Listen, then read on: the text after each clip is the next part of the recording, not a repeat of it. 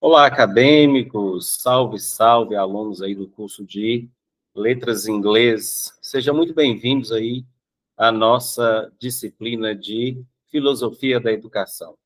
Pessoal, eu sou o professor Alex Vanúbio Mendes, sou graduado em Letras, Filosofia, Sociologia e Pedagogia, sou especialista em educação e com motivação e feliz por essa experiência. Então, buscarei contribuir aí com mais um processo de inclusão através da escola, né? E uma coisa é certa, o trem da história não passou por aqui sem registrar tamanha façanha de contemplar aí o falar do povo em todos os seus gestos, amar com todos os seus sentidos e viver com toda a sua alma. Construir sonhos em harmonia, significativamente ser especial, como todo ser humano que nasce para ser feliz. Sejam todos bem-vindos aí a essa aventura. Em primeiro lugar, eu gostaria de parabenizá-los pela escolha. É muito importante tomar uma decisão dessa em nossa vida, que é zelar pelo conhecimento, pela nossa aprendizagem.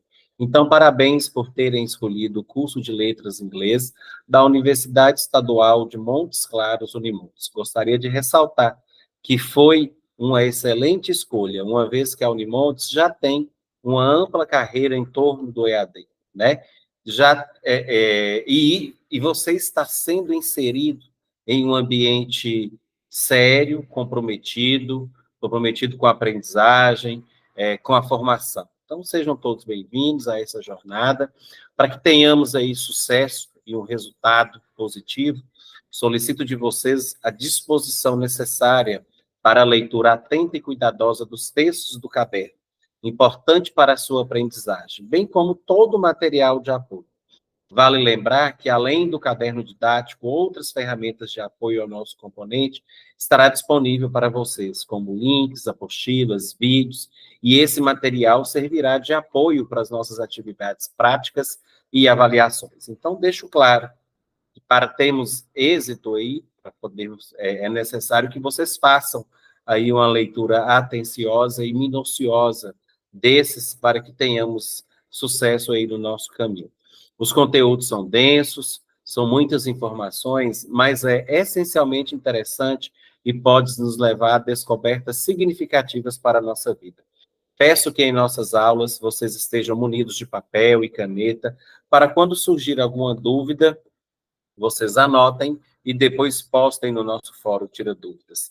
Teremos atividades de consolidação de conteúdos na nossa plataforma de estudos, que, ao realizarem com atenção, dará-lhes plena condição para realizar de maneira objetiva e clara qualquer tipo de avaliação pertinente aí ao nosso conteúdo. Convido vocês a iniciarem essa jornada com carinho, para que tenhamos sucesso no final de cada etapa que se inicia neste momento. Sejam todos bem-vindos. Na primeira unidade, nós teremos aí um apanhado de uma visão geral aí da nossa disciplina, né? Então, nós vamos trabalhar hoje aí com os principais aspectos presentes aí dentro da unidade 1, que está disponível aí para vocês, né? Essa disciplina, que tem aí como objetivo a análise de conteúdos educacionais, e a sua finalidade, ela é compreender os diferentes princípios que fundamentam aí a ação educativa, né, que formam e informam a partir de significados. Então, dentro, claro, aí dos processos educativos. Portanto, ela investiga aí o saber educacional em relação aí às suas bases materiais e especulativas, né, os seus valores, os princípios teóricos que os fundamentam aí.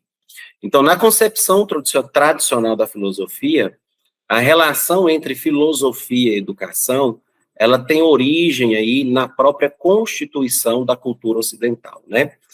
Porque desde os primórdios, a filosofia ela se compreendeu como uma atividade pedagógica, e por esse motivo aí, a introdução do pensar filosófico sempre foi também considerada aí como um processo educativo. Portanto, né, eu apresentarei aqui a vocês, inicialmente, uma discussão sobre o pensamento filosófico e filosofia na educação ocidental, sobre aspectos da narrativa mítica, né, que nos ajuda aí a compreender algumas transformações que ocorreram e propiciaram aí o surgimento da filosofia e a relação entre a filosofia antiga e a filosofia medieval. Mas para iniciar aí a nossa conversa de hoje, né, eu trouxe aqui, além desses aspectos, né, um quadrinho aqui para a gente poder analisar, né, e esse quadrinho ele é interessante, né, a gente vai discutir aí do que se trata aí dentro desse quadrinho, né, que eu acredito que ele resume aí bastante, né, o que nós vamos discutir, né, e antes de eu falar sobre ele aqui, eu faço um questionamento, né, que seria, o que vem à mente de vocês, né, quando vocês veem isso daí, né? Quando você pensa na palavra filosofia, o que vem na mente de vocês?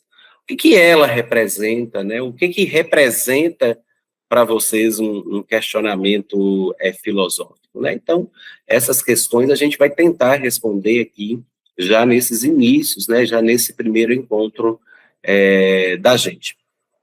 Bom, pessoal, muitas das vezes a gente relaciona aí esse pensar filosófico com questões existenciais, né? A tal pessoa está filosofando, então, que relação, né? E tem relação, ou se não tem relação com isso, né? Se sim, esta é uma visão do senso comum, né? Então, ela parte aí de um significado para a filosofia. Porém, não é só esse aspecto que ela contempla, né? Vamos analisar, vamos seguir aí esse quadrinho, né, e perceber isso daqui, né? Então, é um diálogo aí entre Sócrates e Deus.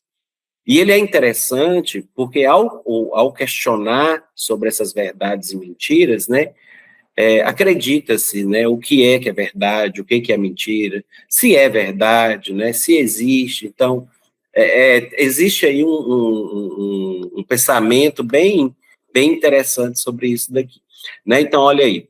Então, Sócrates, você é um filósofo, certo? Certo. Que ótimo, pois eu sou Deus e possuo várias respostas para suas perguntas. Que bom, pois eu possuo várias perguntas para as suas respostas, né? Então, a gente percebe aí né, que já o engajamento aí, então, quando ele afirma aí, né, que bom, pois eu possuo várias perguntas para suas respostas. Esse é um questionamento filosófico, né, podemos dizer que ele caracteriza a filosofia, sim, né, e é uma parte aí importante do pensamento filosófico que está ligado aí à busca por um conhecimento, né, que está na base aí dos próprios sistemas de pensamento. Né, mas vamos seguir, vamos adiante para a gente poder entrelaçar isso daqui dentro do nosso contexto, né, dentro do nosso material de estudo aí sobre a nossa disciplina. Eu acredito aí que essas compreensões, elas vão ser abordadas aí de formas mais específicas no decorrer aí de nossa aula, né. Então, inicialmente, podemos partir aí dessa noção sobre o termo filosofia. Qual é o significado de filosofia? Qual é a filosofia em sua origem, né? Se separarmos aí a palavra para poder compreendê-la, né, como mostro, filo significa amor, né? E a sabedoria, e Sofia é o amor à sabedoria aí, como é colocado para vocês, né? Então, filo, amor, Sofia, sabedoria, então aí a gente tem o amor pela filosofia, né? Então, desde a sua invenção, a filosofia, ela se constituiu aí como um processo educativo, né? A possibilidade aí de uma racionalidade. Então, foi desde os problemas dos poemas homéricos, né? Um princípio educativo aí nas narrativas de Prudêncio, de Ulisses, né? Então, o Prudente, ele vence aí os chamados prazeres mundanos para retornar aí ao conforto do lar. Então, portanto, uma história como essa, simplificada aqui, claro, né, ela tinha aí esse caráter de oferecer um ensinamento, né, então é dessa narrativa mítica e ligada aos poemas, né, que já se apresenta a filosofia aí como um processo que a gente chama de processo aí educativo, né? Então entra aí dentro desses processos que são os processos homéricos aí dentro da filosofia também aí, né? Então já tinha esse oferecimento aí, né, esse ordenamento de ensinar, né? Então ela é ligada aí esses poemas, né, dentro desse processo educativo. Então, os grandes pensadores aí do período clássico, né, desse período clássico aí, são Sócrates, né, que é conhecido da gente aí dentro dos nossos estudos, Platão, também já vimos falar aí da nossa vida, né, já estudamos sobre isso aí em outras situações de nossa vida,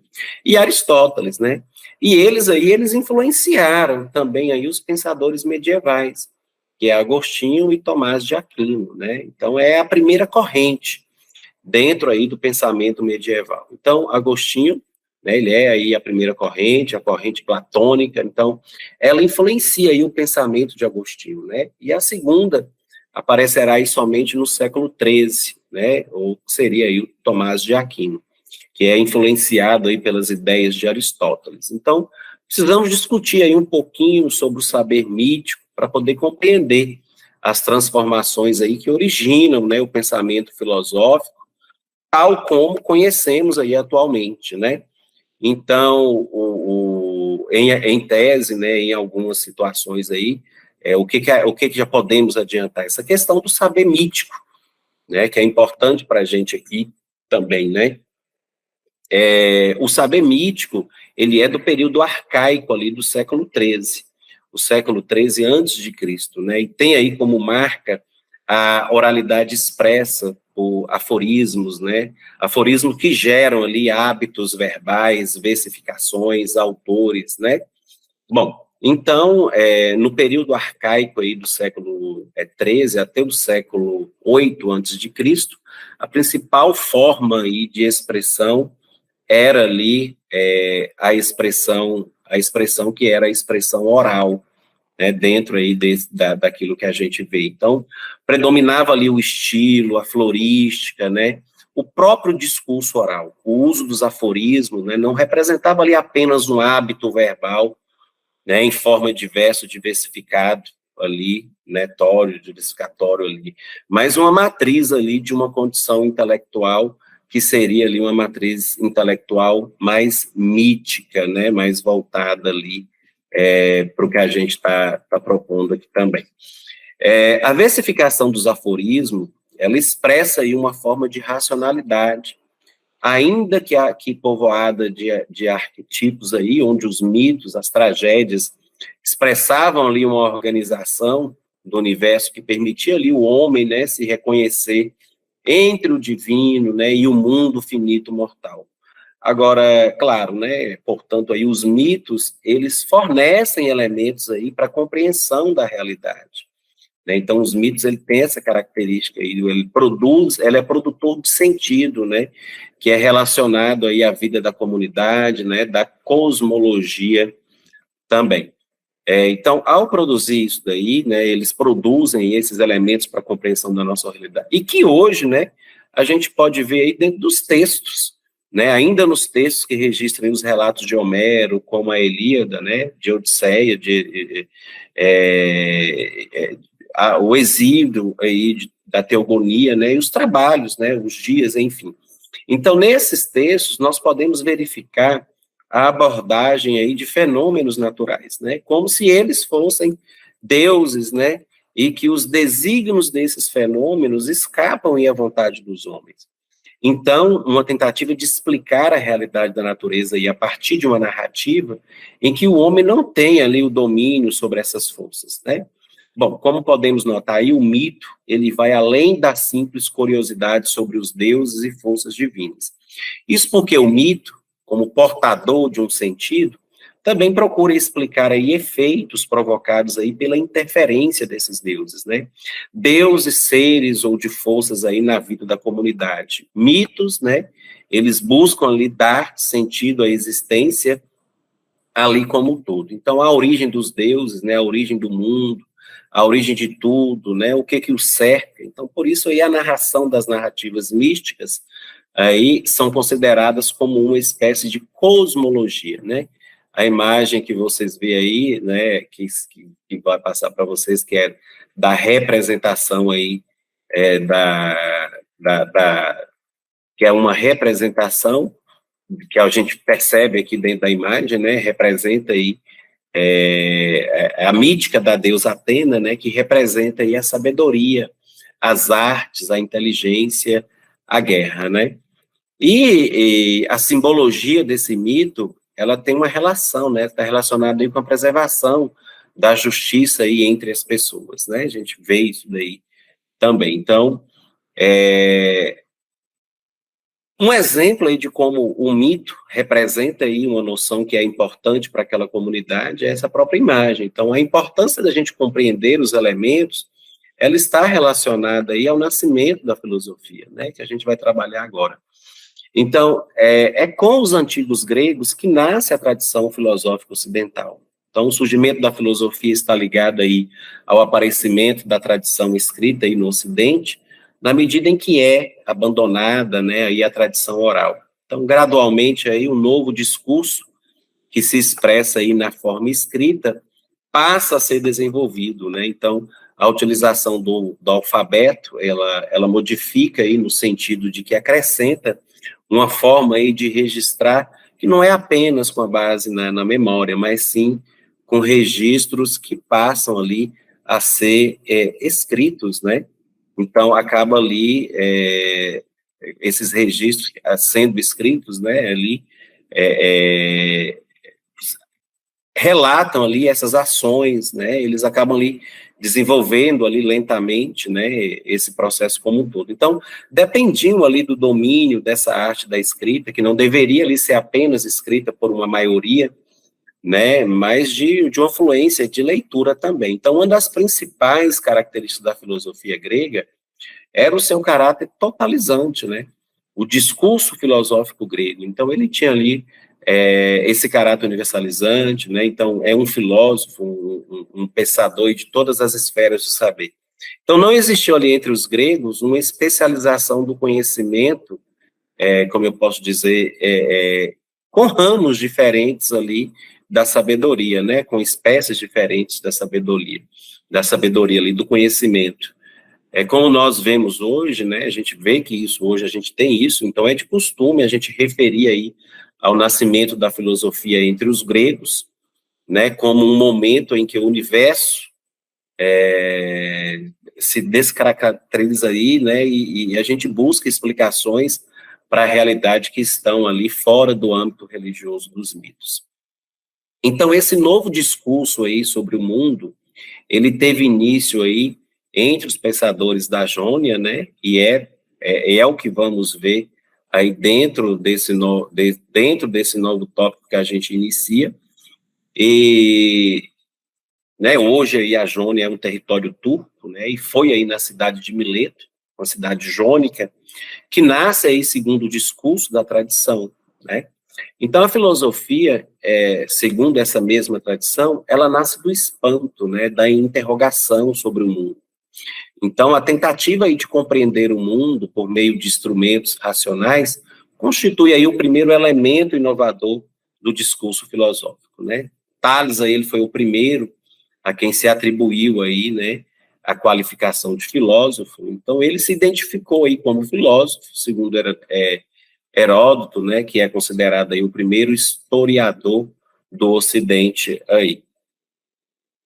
Então, olha aí, Tales, né, ele fundador da geometria, dos primeiros teoremas geométricos, né, que é bastante conhecido aí.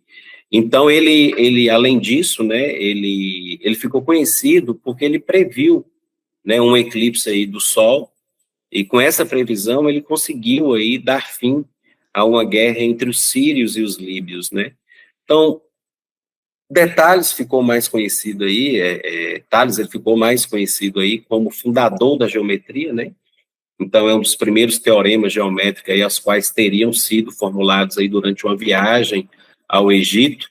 Então, quando Tales observava aí as divisões da Terra, né, aí foram feitas ali pelos agricultores, às margens do Rio Nilo, e ele formula isso daí, né. Então, um dos maiores feitos, além da previsão desse eclipse aí, e que só foi possível porque ele elaborou essa concepção de que a Terra constituía, né, e era constituída aí por duas vértices, né, de um triângulo isósceles, né, então com outras vértices aí também. Então, formando ali a Lua e o Sol, enfim, então, para a gente poder avançar aí com relação à discussão sobre a filosofia antiga e a filosofia medieval, eu vou abordar aqui alguns aspectos desses principais autores, né, aí desses dois períodos. Porém, né, cabe destacar, né, antes da gente iniciar aí, que a gente tem aí o período, né, que é o período pré-socrático, né, não sei se você já tem esse pré-conhecimento sobre isso também, né, e que os sofistas dominavam isso daí, né, então, essa forma de realizar a filosofia, né, era dominada pelos pré-socráticos, né, então pode-se dizer aí, em certa medida, que o discurso sofístico aí, feito pelos sofistas, né, porque a sua maioria, a sua maior constituição estava identificada aí como práticas, né, que é da própria democracia ateniense, da vida aí na polis, né, então não se pode esquecer aí que o próprio Sócrates, ele foi acusado por seus contemporâneos ali de exercer práticas sofistas, né, apesar dele ter se manifestado aí contra esse sentido, é necessário ressaltar aí que os discursos socráticos e platônicos, né, não podem ser considerados aí como prática dominante ali em Atenas, né, mas, por outro lado, é importante a gente verificar que boa parte do que sabemos aí sobre as concepções de Polis aí, né, da democracia e da política ateniense, deve-se aí a tratados de Aristóteles, que embora tenha sido, segundo a tradição, discípulo aí de Platão, né, aí ele, enfim, mas ele não viveu ali em Atenas, no auge ali da democracia, né, ele apenas conheceu a política grega ali, num período de domínio macedônico aí, né. Bom, feita aí essas devidas considerações aí, vamos falar um pouquinho aí sobre Sócrates, né? Sócrates, ele foi o primeiro dos filósofos, né, do período clássico aí do século V aí antes de Cristo, né? O primeiro aí. E ele criticava aí os sofistas, né? Porque eles aí considerava que os sofistas faziam ali comércio com o saber, né? E para ele aí o verdadeiro sábio ama o conhecimento e não se pode vender aquilo que se ama, né? Então, na visão de Sócrates aí, segundo os seus discípulos, né, Sócrates afirmava que antes de querer persuadir aí os outros e conhecer a verdade do mundo, cada um aí devia conhecer a si mesmo. Então, por isso aí que tem aí a máxima de Sócrates, né, conheça-te a ti mesmo. Então, é o autoconhecimento, né, ou o conhecimento de si mesmo. Então, era para Sócrates aí uma condição que era necessária ali para o conhecimento verdadeiro, né, bastante interessante aí também para agregar aí dentro do nosso conteúdo, né, deixa eu ver mais algum tópico aqui que também é de relevância. Então, ele acreditava ainda que, né, que ao trazer os questionamentos, né, quando ele andava aí com seus discípulos pelas praças, pelas ruas, pelas assembleias aí, perguntando, né, você sabe o que é isso, que você está dizendo, né, você sabe o que é isso que você está acreditando, né, você tem certeza que aquilo que você acredita, né, é verdade? Então, Sócrates, ele indagava sobre tudo, né, que os atenienses acreditavam ali, e julgava conhecer aí suas questões, né, trabalhavam ali, irritavam com algumas pessoas, que tentavam responder as questões que eram apresentadas por Sócrates, né, e percebia ali que não sabiam responder. O pior é que as pessoas esperavam ali que Sócrates soubesse, né, daquilo tudo. Entretanto, Sócrates respondia, eu também não sei, por isso estou perguntando, né? Sócrates alcançou aí a fama de ser o homem mais sábio da Grécia, e conta-se que, indagado ali sobre isso, ele teria dito, talvez seja realmente o homem, talvez eu seja realmente o homem mais sábio da Grécia, porque a única coisa que eu sei é que não sei, é que nada sei, né? E isso aí era uma outra máxima de Sócrates, né? A consciência da própria ignorância, né? Eu só sei que nada sei. né? Então, é muito famoso isso daqui. Então, essa é a base de toda a filosofia socrática, né?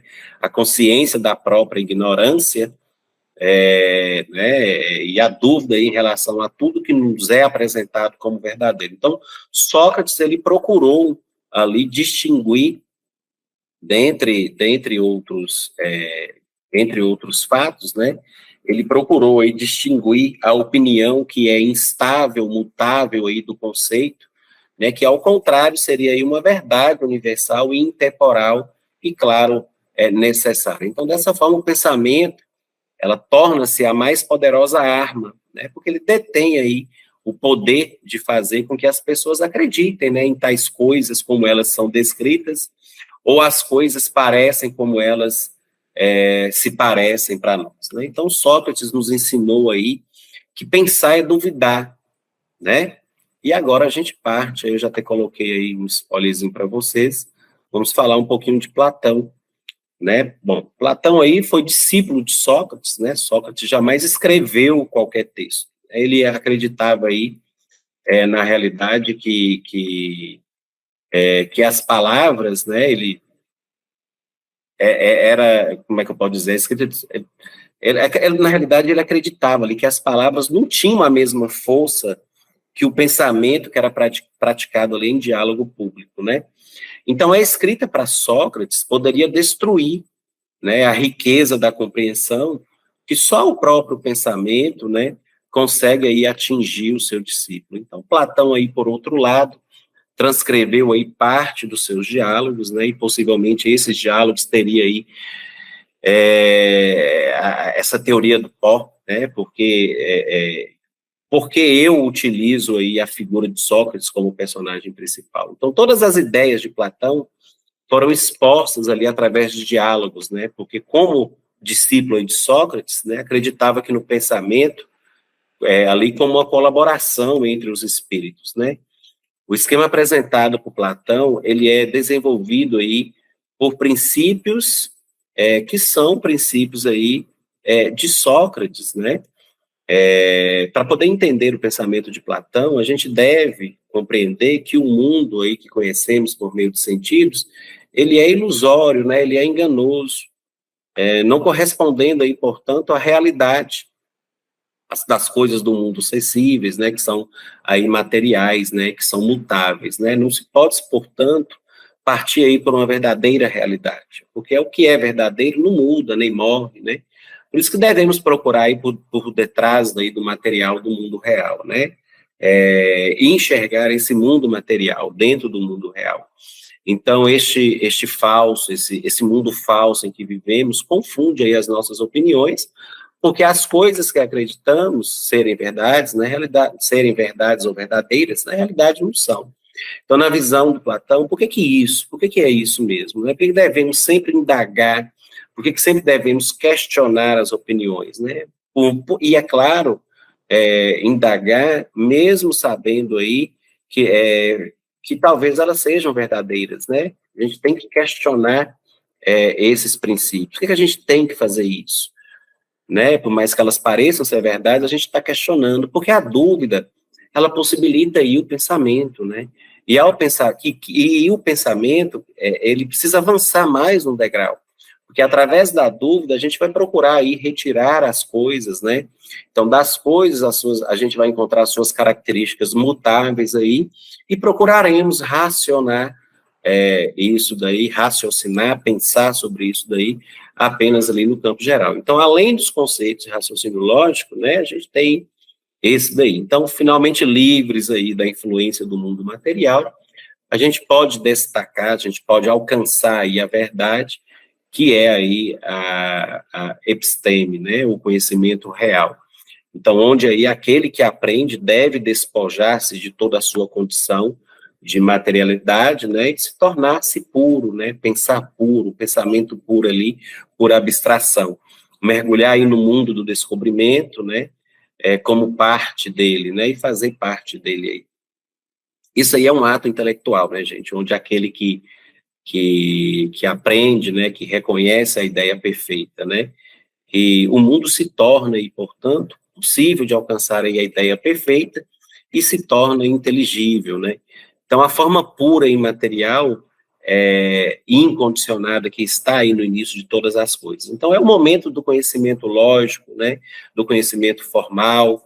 Então, a gente também, né, assim, mas aí, é claro, a gente também deve conhecer aí as ideias também, que são as ideias de Platão, né, a gente consegue visualizar isso daí também dentro da filosofia que a gente estuda, né, dentro da filosofia educacional. Então,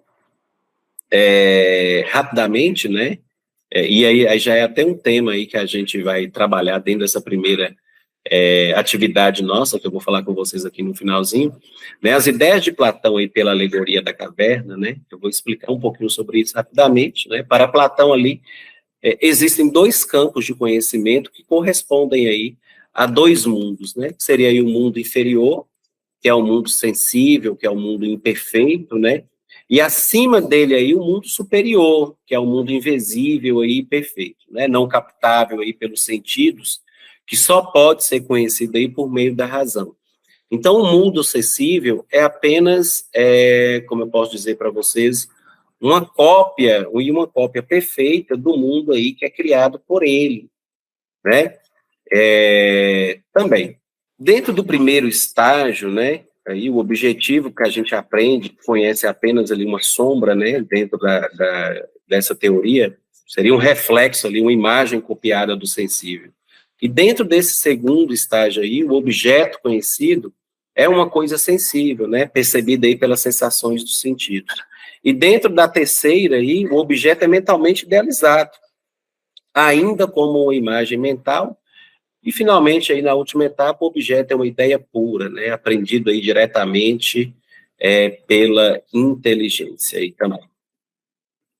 Essa explicação aí da alegoria da caverna, que é proposta por Platão, vamos avançar mais um pouquinho, falar sobre Aristóteles aí, né, por sua vez aí Aristóteles, ele era discípulo de Platão aí, então desde os 17 anos, né, e acompanhou aí o seu mestre até a sua morte, né, Aristóteles, ele foi responsável aí pela divisão das áreas do conhecimento, tais como nós conhecemos hoje em dia, né, ele dividiu as ciências técnicas, né, que visam aí a produção de algo para o uso humano, tal como a economia, a medicina, as edificações, né, e as práticas e ciências humanas voltadas aí para a ação humana, né, a ética e a política. Então, além dessas aí, ainda há uma divisão das ciências teóricas aí que são voltadas para o pensamento puro, né, e a busca aí da verdade definiu a teologia como uma ciência metafísica, né, que estuda aí a origem e o fim das coisas. Um dos mais importantes pontos aí da filosofia de Aristóteles é o estudo sobre a praxis, né, ou a ação humana. Segundo Aristóteles aí, o ser humano aprende aí durante a sua vida pública política, né, a vida pública, portanto, aí na concepção grega, né. Então, além disso, ele considera aí que o que define o homem é o fato, né, da política dele ser ele, né, de ter essas especificações aí dentro de uma ação política. O ser humano, ele é essencialmente um animal político. Para Aristóteles aí, que define como político, né, a vida na polis possibilita aí ao ser humano desenvolver aí as suas habilidades e dominar esses instintos primitivos, né? E a vida em comum, os hábitos que possibilitam aí o homem compreender a natureza da justiça e da bondade. Então, o bem aí estaria bem no meio, né? Entre os extremos ali haveria uma visão de Aristóteles, que depende aí fundamentalmente da praxis, né? Na vida coletiva. Então, Aristóteles, ele tem algumas concepções que são fundamentais e que são determinantes aí para poder desenrolar o pensamento filosófico ao longo aí do tempo que nós estudaremos no decorrer dessa disciplina. Bom, enquanto a filosofia medieval, trata aí dessa filosofia medieval, a gente já falamos aí dentro dessa filosofia antiga, né? Ela vai ter aí a sua interferência, né, na filosofia medieval, porque ela influencia aí como que se dá esse processo, né? Então, a partir lá do final do século XIX, vários historiadores revisaram aí né, um julgamento de que a filosofia medieval seria. Então, basicamente, baseada ali apenas em duas correntes, né? Eles descobriram ali que muitas das ideias que estavam presentes na própria Renascença já tinham sido esboçadas ali por pensadores medievais, e que mesmo que algumas teorias modernas, como, por exemplo, a lógica, né, foram antecipadas por esses pensadores, a alma, o senso comum, a noção de que a Idade Média, né, é uma idade das trevas, né, tempo em que nada se produziu.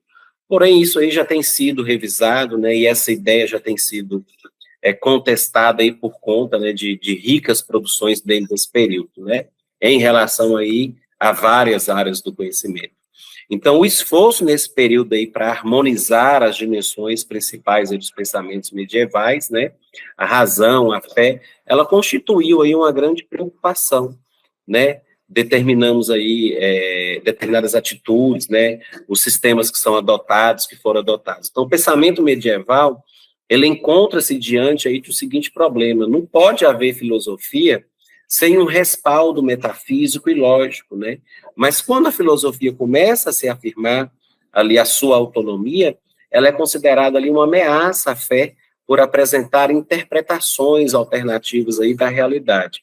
Então, as duas forças filosóficas aí que dominam o pensamento medieval foram ali do pensamento antigo, né? Foi Platão e Aristóteles que estavam presentes também no pensamento medieval. Então, a primeira corrente aí foi representada pelo Agostinho. Então, Agostinho, ele tomou aí a ideia de Platão e, a partir dela, desenvolveu ali a sua teoria, né? E depois a segunda de Aristóteles, né? Então, somente ali a partir do século VIII, com Tomás de Aquino, né, à frente ali. Sobre esses dois pensadores, Agostinho, ele deu ali ao cristianismo um caráter de continuidade da filosofia grega, e Platão ali a base da filosofia platônica, né?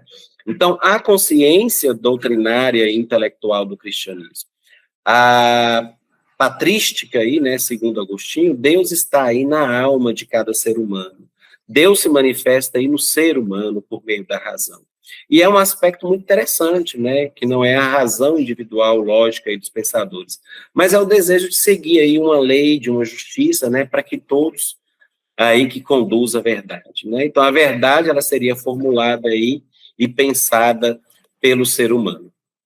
Bom, pessoal, eu vou falar um pouquinho agora com vocês sobre o trabalho, né, dessa primeira atividade de vocês. Eu prefiro deixar aqui em registro também, né, uma vez aí que ela traz para a gente aí algumas questões, né, que são bastante importantes aí para a construção do nosso curso, né? Então, logo após aí a videoaula, nós ainda temos mais um feedback aí disso que eu estou tratando para vocês, mas antes desse feedback, eu já coloco para vocês aqui o que vai ser cobrado, né, aí da gente no meio dessa primeira atividade que vocês vão realizar aqui, né? Vou compartilhar aqui em tela para que a gente verifique aí o que a gente vai ver dentro dessa atividade colaborativa.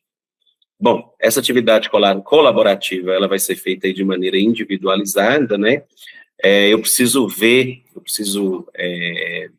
ler o trabalho de vocês para que vocês possam fazer um apanhado aí sobre o que a gente começou a conversar hoje, né? Claro, de maneira, ainda temos continuidade à aula, mas de maneira mais tranquila para a gente dar o início daí. Então, vocês vão fazer a atividade de maneira individual, né? Vão postar lá no AVA. A tutoria, ela pode fazer desse momento aí, um momento da qual vocês vão ler a produção de vocês aí dentro do polo, né? E que haja aí um debate sobre aquilo que é proposto aí dentro dessa disciplina. O que eu vou propor para vocês? Primeiramente, né, que vocês assistam aí, são pequenos videozinhos, o mito da caverna de Platão, Mago Saramago, a caverna de Platão e as imagens, a evolução do mito da caverna, né, aí de Maurício de Souza, o mito da caverna e Matrix, né, são esses videozinhos aí que vocês podem assistir ou pelo celular mesmo, ou com o recurso que o Polo tiver disponível aí junto com a tutoria.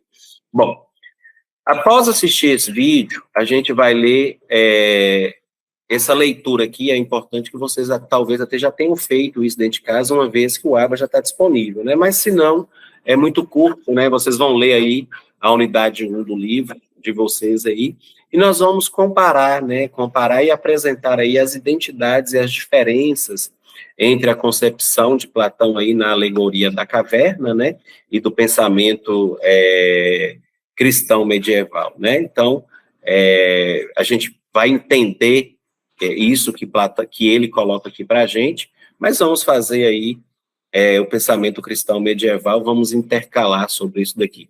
Produzam os textos de vocês aí com liberdade, né, com afirmação, antes de tudo, produza com conhecimento, né, indaguem aí, tanto as primeiras falas minhas com vocês, tão quanto aquilo que é colocado ali sobre hoje, né, mas é claro, eu vou acrescentar para vocês aqui mais algumas situações sobre o mito da caverna, né? Platão, aí ele narra, né, uma história alegórica que é chamada aí do mito da caverna, né, ou alegoria da caverna, então, em sua obra aí mais complexa, que é a República, né?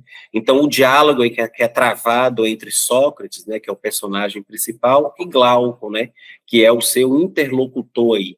Então, ele visa apresentar aí ao leitor a teoria platônica sobre o conhecimento da verdade, né, sobre a necessidade aí de que o governante da cidade tinha acesso aí a esse conhecimento. Mas o que o mito da caverna, deixa eu tirar aqui a apresentação, mas o que o mito da caverna diz? É mesmo para vocês poderem estar ali diante, né, do trabalho de vocês.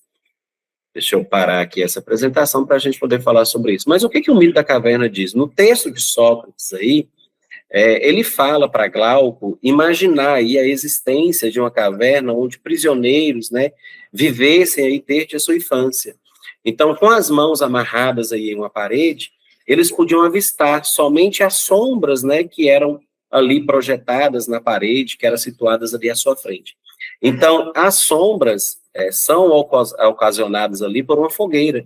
Então, em cima aí de um tapume, né, que é situado ali na parte traseira ali da parede em que os homens estavam presos. Então, os homens passavam ante a fogueira, né, fazem ali os gestos, né, passavam ali os objetos, formando ali pelas sombras, e que de maneira distorcida, né, são todo o conhecimento que o prisioneiro ali, ele tinha do mundo. Então, aquela parede da caverna, aquelas sombras ali, os ecos dos sons que as pessoas de cima produziam, era um mundo restrito ali dos prisioneiros. Então, repetidamente, um dos prisioneiros foi liberto, né, andando pela caverna ali, ele percebe que havia pessoas de uma fogueira projetando ali as sombras que ele julgava ser a totalidade do mundo. Então, ao encontrar a saída da caverna, ele tem um susto ali ao deparar-se, né, com o mundo exterior.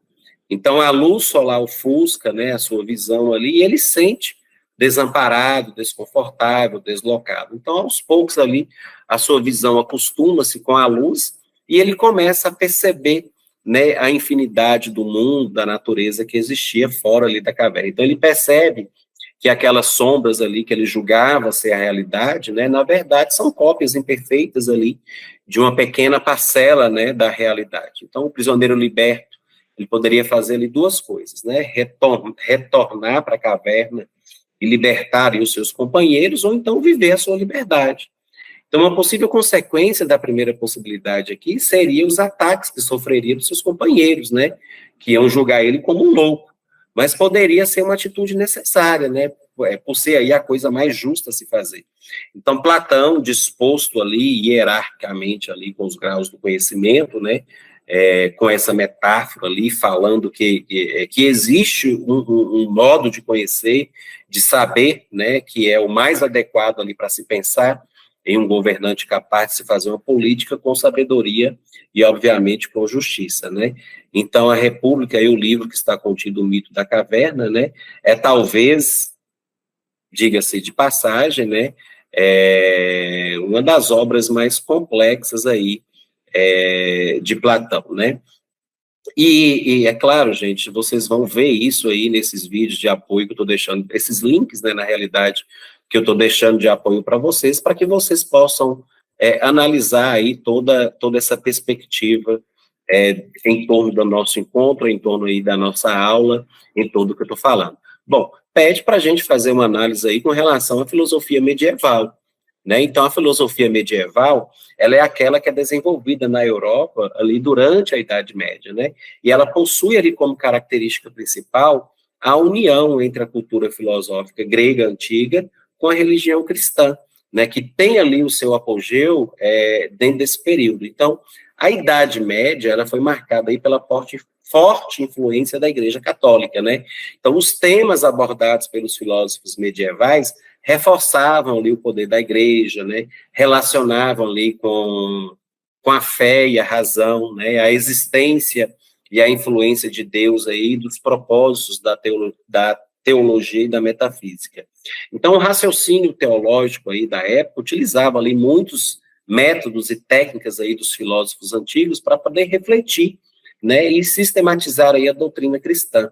A filosofia medieval, ela buscou conciliar, né, duas áreas até então distintas, que seriam a razão científica e a fé cristã. A filosofia medieval, ela abordava ali, essencialmente, os problemas relacionados com a crença, né, e a influência de Deus aí para a realidade, além do desenvolvimento natural ali, de áreas aí como a lógica e como a ética, né? Já no finzinho do nosso encontro de hoje, você já sabe o que vocês têm que fazer com a atividade colaborativa individual, né? Que vocês podem apresentar aí no polo para a tutoria, para os seus colegas, as suas produções, e depois, posterior, colocar no ar para a minha avaliação. Vamos agora fazer um fechamento, né? Vamos fazer um feedback final de tudo aquilo que eu falei com vocês, para que vocês cheguem aí no nosso segundo encontro, na nossa segunda aula, bem apropriados aí do nosso sistema, né? Só sei que nada sei. Essa frase aí atribuída ao filósofo grego Sócrates, ela traz uma menção importante relacionada ao assunto de hoje, os aspectos filosóficos da educação. Então a gente vai pegar esse gancho aqui grego, esse aporte socrático, para pensar um pouco como a filosofia pode dar um substrato, pode dar uma orientação para aquilo que a gente entende como educação. E para pensarmos nisso aqui, eu trouxe um nome importante, que é Lucchesi. Cipriano Lucchesi, ele é um nome muito importante no que diz respeito aí à filosofia da educação, e a gente o tem como uma referência. Ele tem larga produção, não só no campo da filosofia, como no campo da avaliação, tá bom? Então ele é muito conhecido aí pelo campo da avaliação. Mas hoje a gente vai utilizar a referência, né, para a gente conversar aqui, justamente o livro dele de Filosofia da Educação, né, e a gente vai explorar um pouquinho. Você que é meu aluno da mentoria vai ter aí acesso ao material complementar para que você possa estudar um pouco mais. Então eu sugiro que você faça uma leitura atenta e se aprofunde melhor, né, sobre esse assunto. Tenho que dizer para você que muitas das vezes esse assunto não aparece com muita incidência em concursos, mas esse livro de Filosofia da Educação, do Cipriano Lucchesi, ele tem aparecido constantemente, né, esse livro da série Formação do Professor, principalmente concursos mais pontuais, focados na bibliografia, podem trazer a abordagem de Lucchesi. Você que vai fazer um concurso na área policial, na área de técnico legislativo, nesses aspectos que não são relacionados ao magistério de fato, também é comum aparecer filosofia da educação a partir de Lucchesi e outros autores. Uma coisa que eu tenho que mencionar é que, embora não apareça muito em concursos essa temática da filosofia da educação, os autores que são abordados nesse contexto da filosofia da educação aparecem constantemente. E eu vou sinalizar isso para vocês aos pouquinhos. Você que aqui do meu curso, né, de mentoria, você já estudou aspectos sociológicos, já estudou algumas abordagens de autores no campo da sociologia, e a gente vai fazer menção a alguns também, principalmente os iluministas. A gente estudou também no curso de História da Educação, vindo desde os gregos, os romanos, as influências da Escola Nova, enfim, tem vários autores, várias formas de a gente abordar esse assunto. Eu extraí, com base nesse livro, alguns tópicos importantes que eu considero que podem cair, tá bom? Lembrando que isso é só uma aposta, tá? Não de fato vai ser exatamente isso no seu concurso. Mas esse senhor aqui, Lucchesi, ele tem sido uma referência. Quem é então Lucchesi? Você que talvez não o conheça, eu vou apresentar melhor.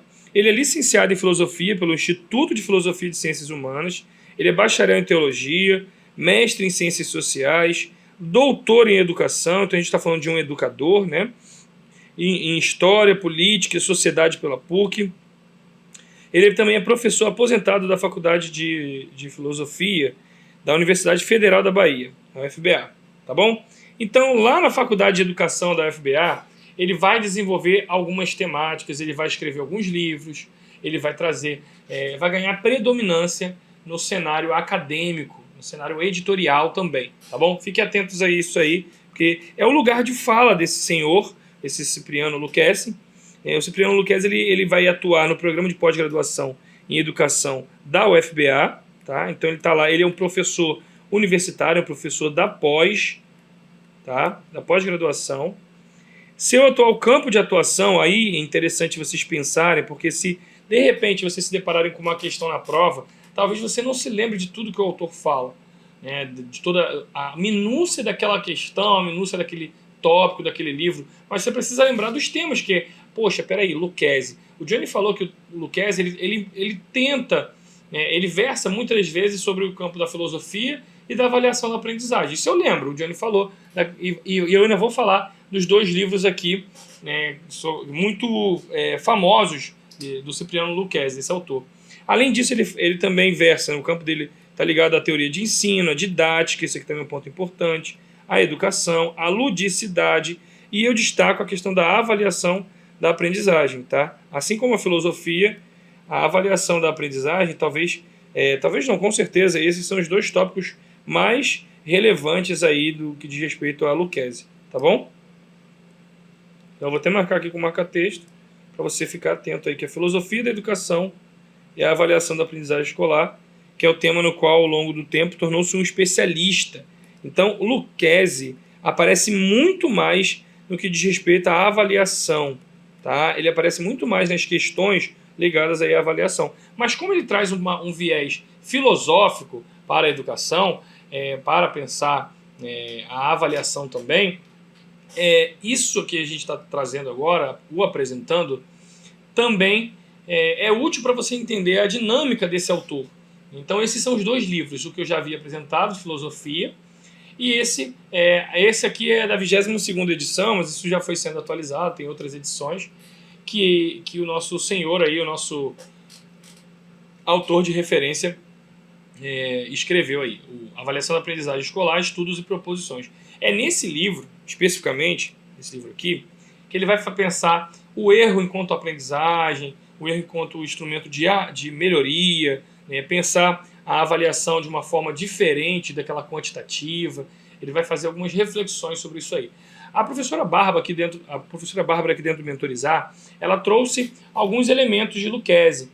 A gente também vai ver isso em algumas questões dos nossos simulados. Eu sempre vou explorar Lucchesi, porque ele sempre aparece em concurso. Você que vai fazer um concurso na área do magistério, você provavelmente vai se deparar com uma questão de Lucchesi, tá bom? Então fique atento, fique muito atento nisso aí, porque vai te ajudar bastante a resolver daqui para frente alguns assuntos. Vamos lá. Ele faz o seguinte, ó, ele destaca aqui no slide que ele tem 14 livros publicados. Esses 14 livros publicados, além de artigos em revistas especializadas. Os dois mais famosos, como eu havia mencionado, dos 14 livros publicados, são esses daí, beleza? Então vamos ver então como esse livro ele tá dividido. O livro se divide entre introdução, aspectos teóricos, perspectivas metodológicas, sugestões de procedimentos de ensino. A gente vai trazer muito mais essa ideia das perspectivas metodológicas e dos aspectos teóricos, tá? Então a gente vai se basear um pouco mais nesses capítulos. Ele também, dentro desse livro, ele traz uma abordagem sobre as tendências pedagógicas. Foi nele que eu me baseei para fazer o curso de tendências pedagógicas aqui do Mentorizar. Todo o conteúdo de tendências pedagógicas foi se baseando no livro de Filosofia da Educação, esse livro aqui mesmo, né, de Cipriano Lucchesi. E aí a gente pegou o trecho que não tem a ver com as tendências pedagógicas, a gente vai trabalhar aqui, beleza? É isso que a gente vai fazer agora. Vamos lá. Na primeira parte do livro, ele vai trazer o seguinte, ele vai trazer a possibilidade, né, de, ao ver dele, né, ao ver do Lucchesi, no modo de ver dele, a compreensão de que a pedagogia ela não pode ser bem entendida e praticada na escola sem que se tenha clareza do seu significado. Olha aqui o viés filosófico já aparecendo. Filosofia aqui já aparecendo, buscando o porquê. Isso nada mais é do que buscar o sentido da prática docente. Buscar o sentido da prática docente é justamente entender a parte filosófica da educação aí. Inicia-se por elucidar-se. Ele começa o livro fazendo isso aqui, no capítulo 1. Ele vai trazendo o significado da filosofia. Por isso que eu separei esse trecho, né, do livro para tentar elucidar esses aspectos filosóficos. Porque se a gente fosse explorar as ideias filosóficas de maneira mais extensa, não caberia no sentido dos concursos, tá, gente?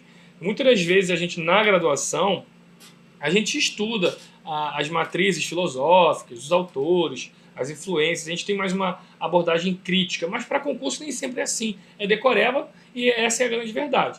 E ao mesmo tempo que é a grande verdade, a gente vai usar o argumento da filosofia, que é buscar o significado, para desconstruir um pouco isso. Então eu vou fazendo alguns apontamentos ao longo da nossa fala aqui.